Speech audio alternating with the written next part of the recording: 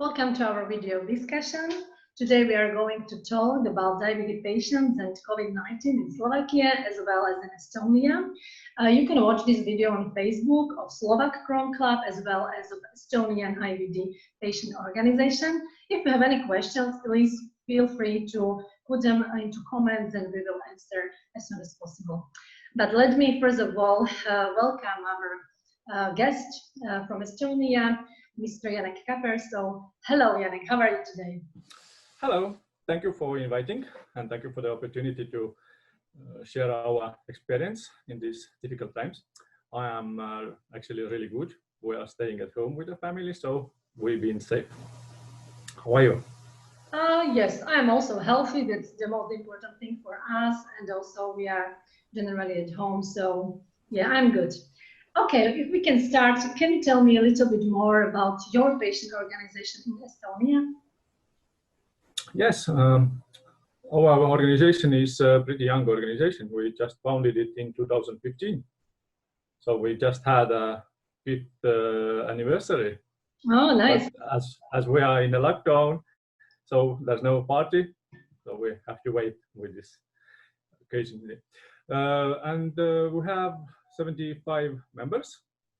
The total number of IBD patients in Estonia should be around 2,500, but that is no registry. So it's just a number that doctors are telling, it's approximately. And as you see, there's only 75 members, so we have a lot of work. We don't know where they are or why they are not in the association, but we are working as we can. And the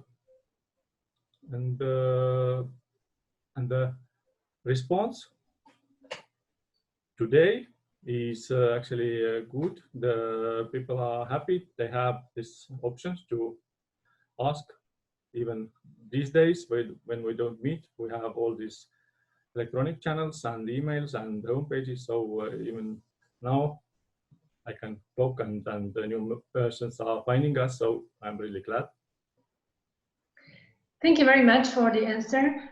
Can you please tell me, so are you in contact nowadays with your members and IBD patients? Yeah, of course, online, emails, telephone, but generally before the COVID and also hopefully after COVID, what are the activities you are doing in your organization?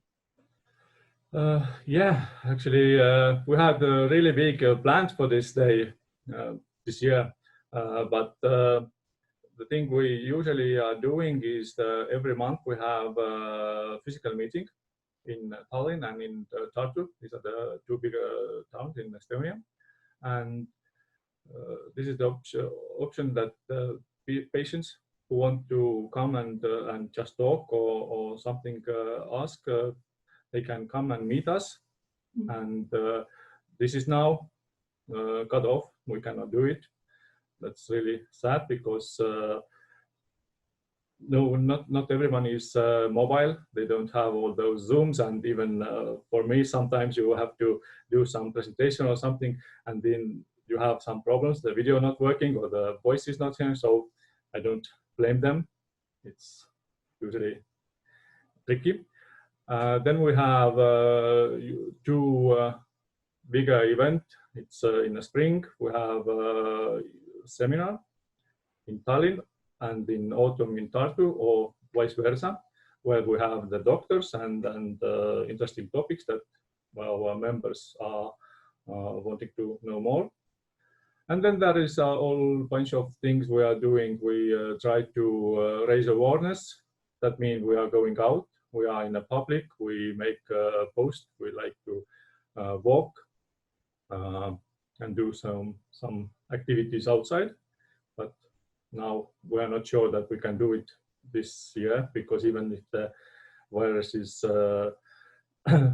giving up a little bit, then probably our members are not really interesting to meet and not just in the summertime, probably in autumn. So all the good weather will go wasted this year probably.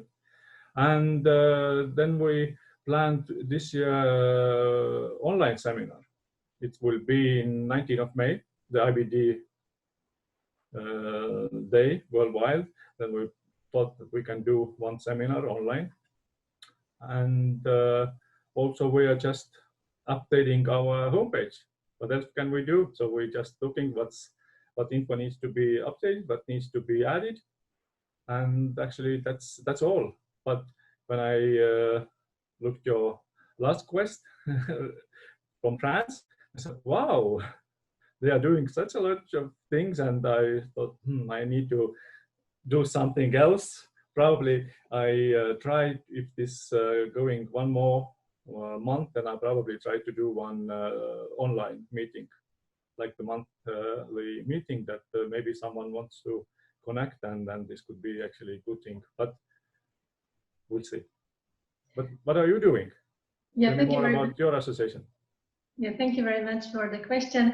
Yes, it is very similar as you are doing in your association. Yeah, we are also trying now to be in contact with patients and members as much as possible online. So, of course, we send out emails with relevant information about the current situation, as well as we post a lot of information or videos as the same as this one. Online on Facebook, Instagram, or web page. So definitely this is very similar as you do. But generally, of course, we also organize educational seminars, conferences, even the campus for IBD children, and then also some stayings for adults. And definitely we are in touch with other organizations as well as with you. So I just want to say that you have 75 members, and yes, you told me that when you compare yourself with France, it's really difficult and different. But yeah, you have less members, and you do what you can, and you have to know that France, they were or they started to run the organization as far as I remember in 1982, and you started to run your organization only in 2015 as far as I remember. So I think you are doing a great job. Just keep doing it, and we can stay together, and I hope that also this video can help to raise awareness of IBD patients as well as in Estonia and Slovakia. Good. Now when we come back to the current situation, can you please tell me the numbers? So what is the situation in Estonia? The Estonia is locked down from 12th of March because we had actually one big case in our island, Saaremaa, where it actually all started. There was a basketball match, and there were visitors from Italy. And from there it went like other part of Estonia. But today they have done like 40,000 tests, and like 1,500 is positive. Actually 1,528 is the last number. They have confirmed 40 deaths. So actually there's a lot of deaths sadly, but because it's getting to the hospitals and also to the not hospital, but where the older people are staying. So this is the sad thing. But there are also 164 patients who are discharged from hospital. So that means that they have been cured. That's also good. And the last news from the Friday's press conference is that the government is now starting to think that maybe it is time to start to end the lockdown and step by step going to the normal. But we'll see in the new week what is the real case. Mm-hmm. Thank you very much. Yeah, generally the situation worldwide is not very good. There is there are more than 2 million people infected by COVID, more than 160,000 deaths, but of course also more than 600,000 recovered. In Slovakia, yeah, we have 5.6 million citizens, So when we talk about IBD patients, it's like 15,000, but thanks God we don't have any official number of IBD patients who would be infected by COVID, but still there are a lot of cases in Slovakia. So there are up to now 1,161 cases. There are 12 deaths and 229 recovered people. So the number is different, but what is very similar to your country is that in our country they have done so far more than 44,000 tests. So this is what we have in common with Estonia. But yes, what you said about the island, that it was the, let's call it, epicenter of the COVID. Yeah, this is what I heard from. And what is the opinion of people in Estonia on this situation? Were they angry? Were they blaming, these people who brought it there? What was the situation? I forgot to mention that the Estonian population is 1.3 million. So you approximately understand the numbers. And we also don't have any reports that any of the IBD patients is infected with COVID-19. So it's good news. Yes, actually, even our one minister told that he will try to punish the one who let this basketball match to take. So we don't know. But other than that, all the people are actually acting normally. Most of them stay at home. They don't go to the shops because we are reasonable. But one part of it is probably the weather, because we have actually very cold weather. Last Friday we had snow. Wow. Yeah, it was wow.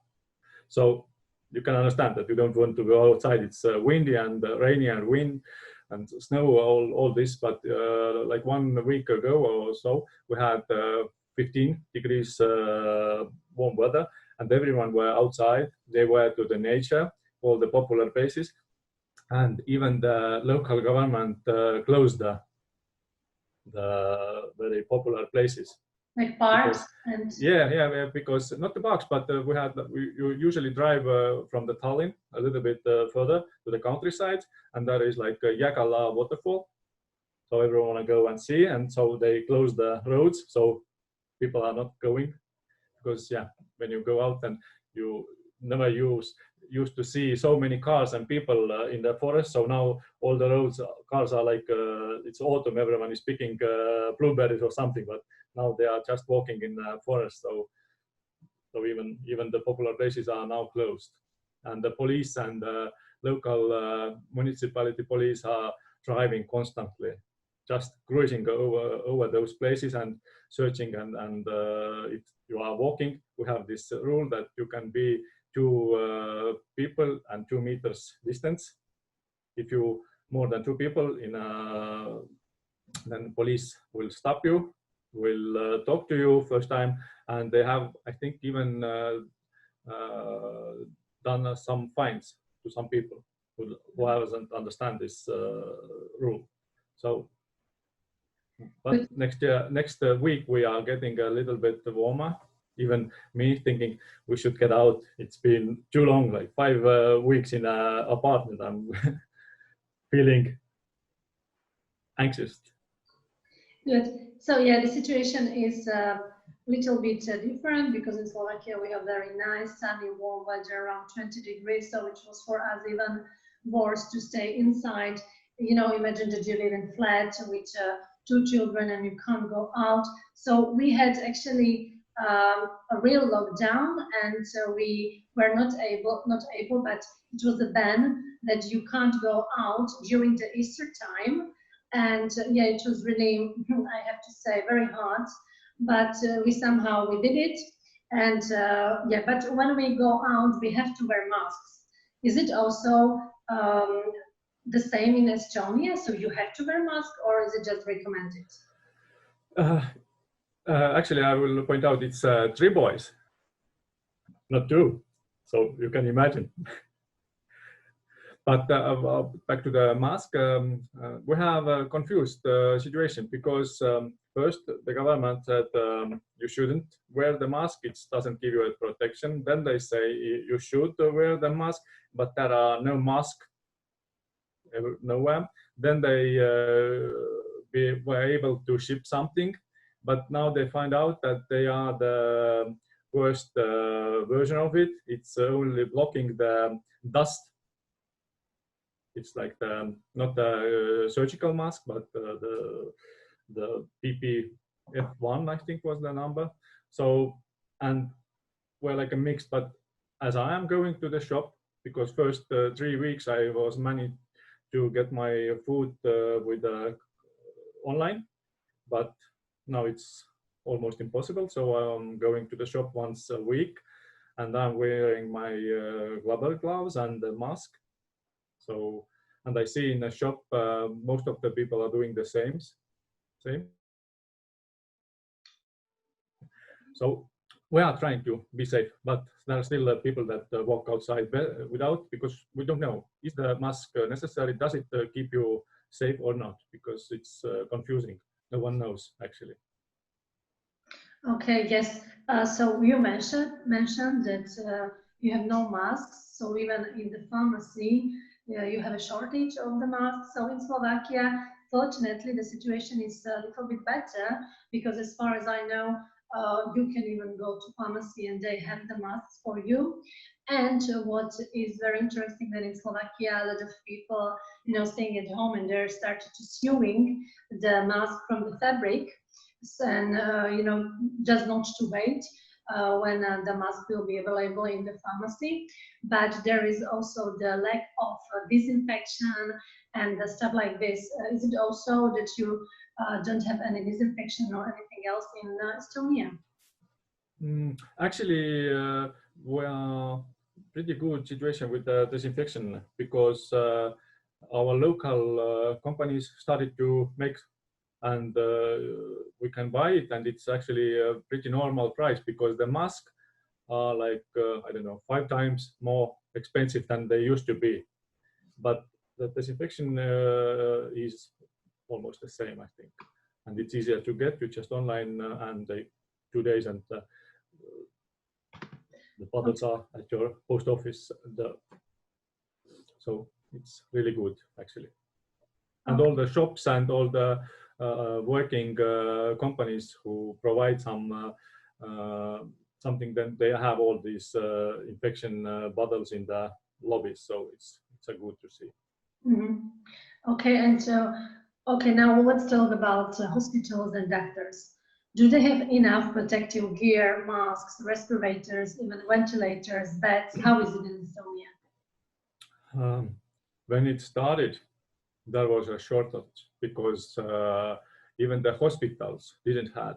They had to order themselves fast, but as the first day there were need more than there was available. So they got some contacts and they managed to have, but it's still, you have to use a lot of them. It's not like you take one and use all day, so they spent a lot of them. So I'm not sure they all have, because the information is again confusing.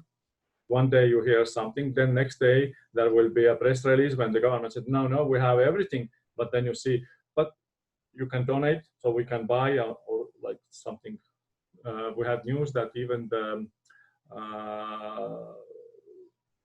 ladies who are giving birth, they don't have it because they're short. So, and I can see from my window when the police car is driving past, and just today in the morning I saw the police stopped and there were 3 men and the police didn't have masks. Really? I don't know, maybe, yeah, they're without. So the problem can be they don't use it or they don't have it. I don't know. But this was the view from my window.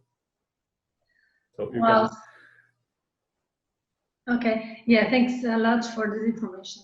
Yeah, the situation in Slovakia, yeah, as I said, we have to wear a mask when you go outside. So we are even policemen, soldiers, whoever have them.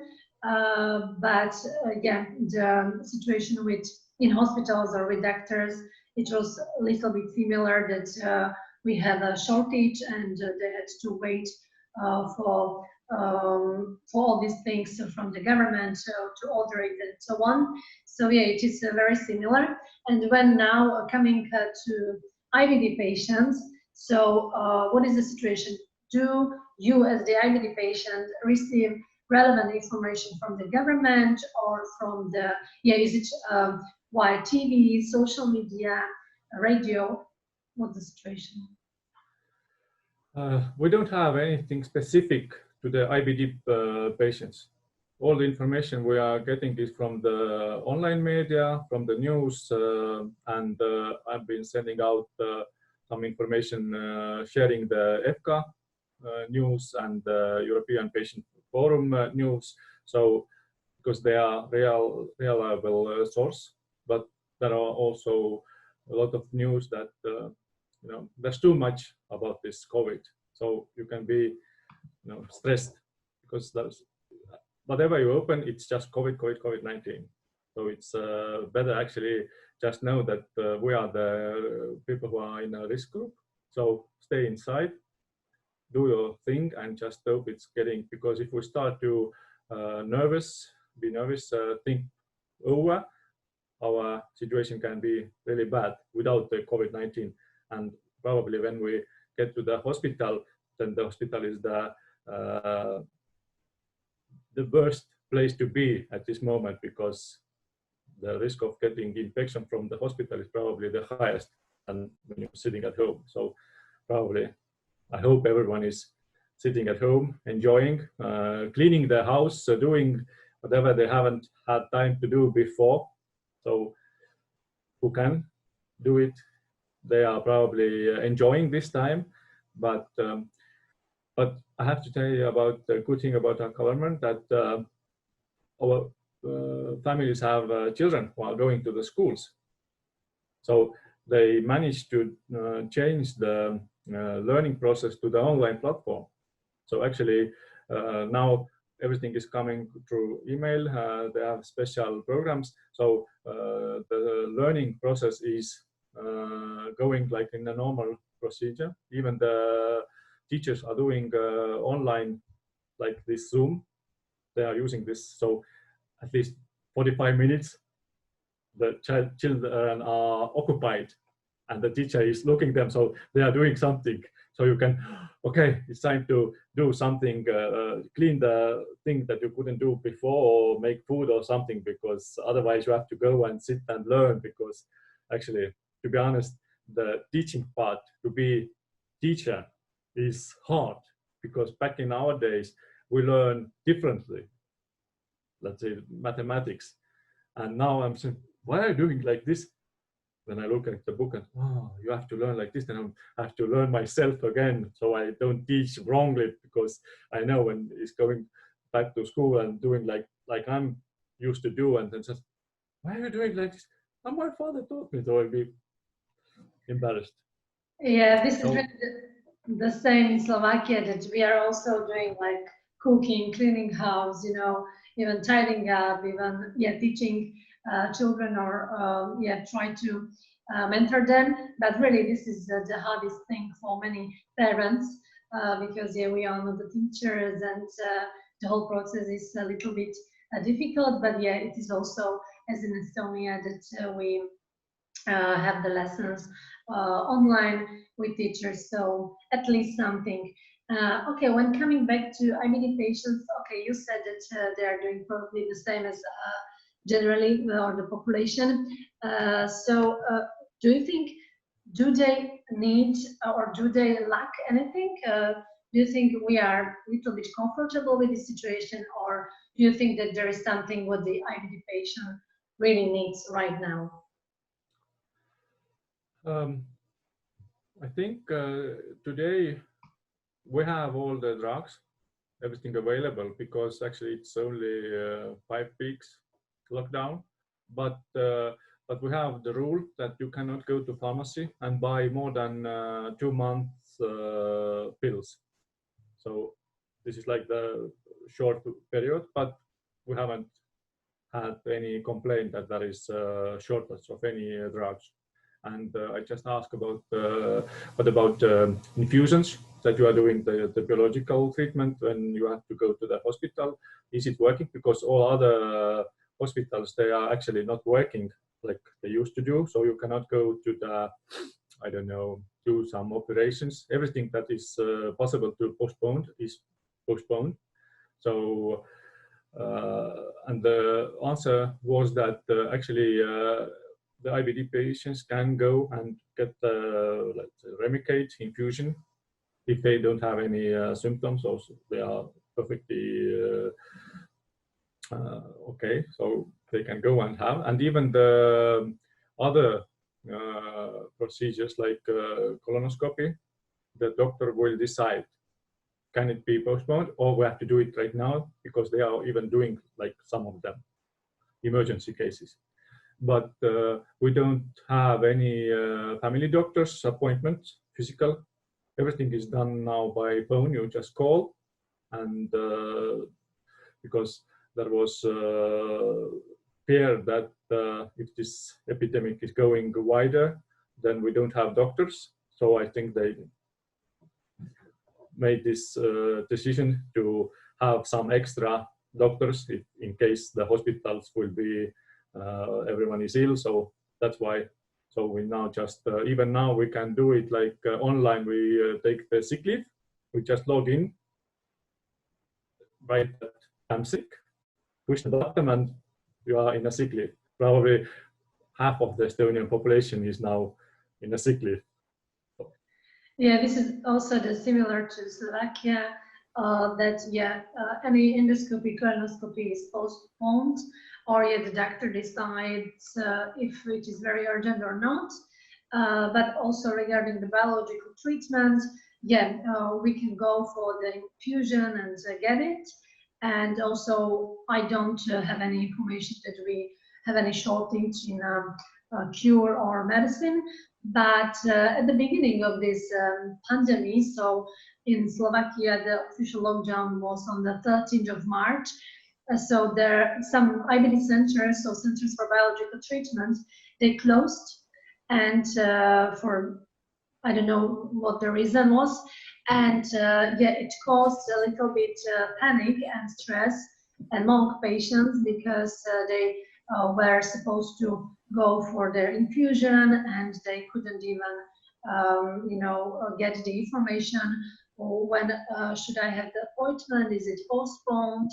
So it was a little bit panic there, but thanks God nowadays it is again normal, let's say, and IBD centers and ambulances run as usual. So thanks God it has changed. And so this is very similar. And when we talk about IBD patients, I mean from the point of view of your members, do you receive any information? I mean, like, do they have a fear? And if yes, what are they afraid of the most? I don't know actually, do they have fears? But probably the fear is concerning about the virus, and because most of them are safely home, I assume. But probably the most scary part is when you have to go to the hospital. Actually, if I would need to go, then I would double check, can I postpone it, because there is the higher risk to get infected. Because at home, when you go to shop, then the one person is coming back, you clean everything before you put to the fridge. But when you go, you don't know how they are doing. Everyone is doing the best, but still you don't know. So probably this, I assume, because I don't know, no one is actually turned to me and had a fear. But the fear is, is the IBD patient are the risk group? So I've been asked the doctor, and the doctor confirmed that yes, we should act like we are in this risk group. So the less contact, the less you go everywhere, the better. Because in the beginning, no one knew. I don't know even today, is there any study regarding IBD and COVID-19? There are started to do something, but actually they still don't know pretty much what the COVID-19 is doing in the long run. So this is the one fear, that if you get, and what's going next, because we don't know how diabetes acting. Yeah. Okay. So yeah, this is yeah, again, really similar to our country and our IBD patients and members. Yeah, they're also scared of going to a hospital or to ambulance, and they are scared of being infected by COVID because, yeah, as you said, we don't know what will happen, or if you know, it will be really hard for us or not, and what will be the response of our body and immune system. But our gastroenterologists, they recommend that, again, yeah, we have to stay at home as much as possible. Let's avoid the social contact. Let's wear masks and gloves as if they are available. And also, there were also some recommendations from doctors that we shouldn't lower the amount of immunosuppressants or any other pills because yeah, it can really somehow influence or destroy our physical and mental health in the sense of our IBD disease. So do you have any specific recommendations from gastroenterologists, or is it just the general what you heard here? Actually, no, I only had one question, and the answer was that we are the risk group, so nothing more. So actually, this is the case in Estonia. We don't have our own gastroenterologist who would give like day-to-day news that you should do this or you should do that. We have to work with this to be better prepared next time. Yeah, but hopefully there will be no next time. But yeah, probably it will not disappear just suddenly and without any consequences. Yes, and also just the last thing, I'm happy that you mentioned that you get information from the EFCA, so the European Federation of Patient Organizations. We also are part of them, so we also receive information from this source. But what's more, we also receive some very relevant, up-to-date information from the association. It's kind of umbrella association to protect patients' rights. And yes, so I'm very happy for this source, and definitely from the Ministry of Health or from the Slovak Gastroenterological Association, or thanks God we are in contact with some doctors and they give us very good and relevant information and answers.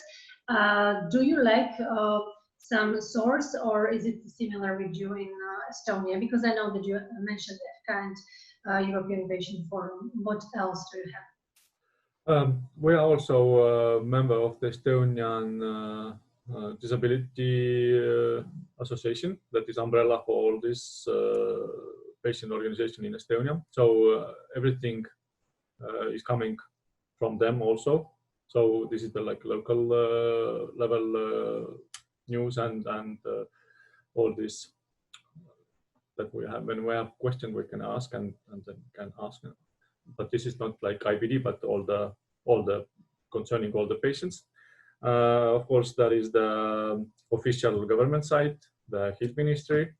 But like I said, COVID is so new and no one knows. So yesterday you can have one news, and tomorrow there is they change that. Okay, we should do now this because this COVID is living, and every new day will come with the news, and you have to be constantly.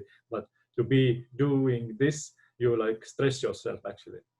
You just read, okay, today we do this. Okay, let's make new mask. Like you said, people are doing the mask at home. Again, what level of protection does it give you? How can you be sure that you will be protected with this mask that you are doing? Maybe just look nice. You can do like IBD some, but is it for your protection, or is it just a nice piece of jewelry?